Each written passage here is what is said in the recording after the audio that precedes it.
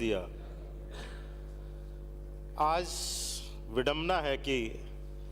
सबसे ज़्यादा कोई आदमी कोसता है तो पुलिस को ही कोसता है, पर आज आम आदमी सुख शांति से बैठा है और राजस्थान में अगर अमन चैन है तो पुलिस की कारण ही है। पर दिक्कत तब आती है कि जब दो व्यक्ति पुलिस के पास जाते हैं तो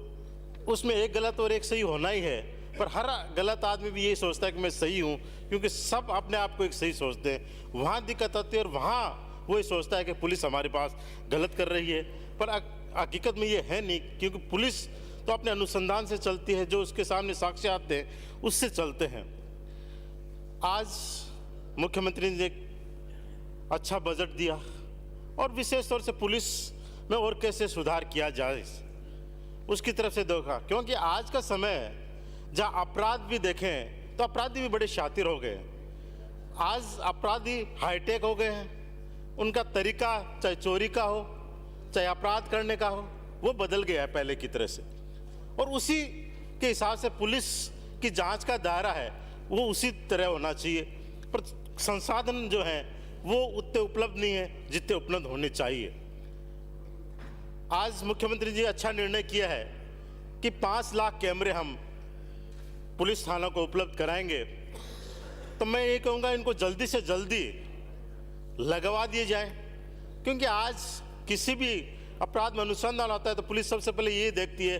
कि कहीं सीसीटीवी फुटेज में कुछ मिल जाए अपने को, कहीं उसकी लोकेशन ट्रेस हो जाए मोबाइल से। तो मोबाइल से जो लोकेशन ट्रेस है उसमें भी बहुत समय लग रहा है आज, और इसका सबसे बड़ा कारण है कि जो एक्सपर्ट हैं, आईटी एक्सपर्ट्स हैं, वो कम है।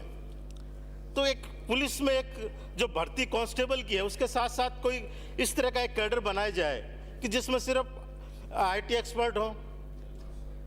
जो मोबाइल आधुनिक जो साइबर जुड़े अपराध हैं जिनको ट्रैक कर सकें, क्योंकि अभी माननीय सदस्य ने काफ़ी बताया और वास्तव में सही है कि जो आत्महत्याएं अभी हो रही हैं उसमें से बहुत से ऐसी आत्महत्याएं हमारे पास भी आ रहे हैं कि कहीं न कहीं उसका लिंक उसके मोबाइल में मिलता है, और मोबाइल में लिंक मिल रहा है इसका मतलब है कोई न कहीं वो इसके कारण वो कहीं न कहीं शिकार हुआ है, चाहे धोखाधड़ी का हो या कई बार और वीडियो कॉलिंग के माध्यम से दिखा रहा था। तो इसमें तभी पुलिस ज़्यादा आगे बढ़ पाएगी कि उसके पास ऐसे विशेषज्ञ होंगे, क्योंकि जो भर्ती होती है वो कांस्टेबल के बन जाते हैं, 10वीं 12वीं पढ़ा हुआ व्यक्ति भर्ती होता है, पुराने कांस्टेबल हैं जो पुराने उस समय की तकनीक थी, तो इसको भी इस बजट में लेना चाहिए। और भी मुख्यमंत्री जी ने फैसला किया है कि डिप्टी स्तर पर ड्रोन उपलब्ध कराए जाएंगे, अच्छा सराहनीय प्ले है। एक उन्होंने एक जो एंटी ड्रग टास्क फोर्स का बजट में प्रावधान किया है कि इसको गठित किया जाएगा, तो अगर उसको गठित किया जाए तो उसका दायरा बढ़ाया जाए, क्योंकि आज जो अपराध बढ़ रहे हैं उसमें एक बहुत बड़ा कारण ड्रग्स का भी है, शराब माफिया है, लेकिन ड्रग्स जो है वो एक नशे का जो एक रूप है वो शराब से आगे चला गया है। विशेष तौर से जो सीमावर्ती जिले हैं वहाँ से वो आगे बढ़ता हुआ पूरे राजस्थान की तरफ से फैलता जा रहा है, और वो तभी संभव हो पाएगा कि जो ये टास्क फोर्स अगर बना रहे हैं इसका बखूबी इसका दायरा बढ़ाया जाए, और इसमें भर्ती हो इतनी हो, उसके पास इतने संसाधन हो और इतना स्टाफ हो कि वो पूरे तरीके से काम कर सके। हाँ, बहुत एक बढ़िया निर्णय लिया है माननीय मुख्यमंत्री जी ने। आज पुलिस के पास एक बहुत बड़ी विडंबना है कि उसका आधा स्टाफ कुछ ऐसे कामों में लगा रहता है कि जिससे जो नफरी पहले ही कम है और उसमें भी कम हो जाती है। तो उसका विकल्प हो सकता है जो होमगार्ड है उसका ज़्यादा से ज़्यादा उपयोग किया जाए। तो एक तो पुलिस के पास आदमी उपलब्ध होंगे, और दूसरा होमगार्ड जो कि उसको भी ज़्यादा से ज़्यादा रोजगार मिलेगा।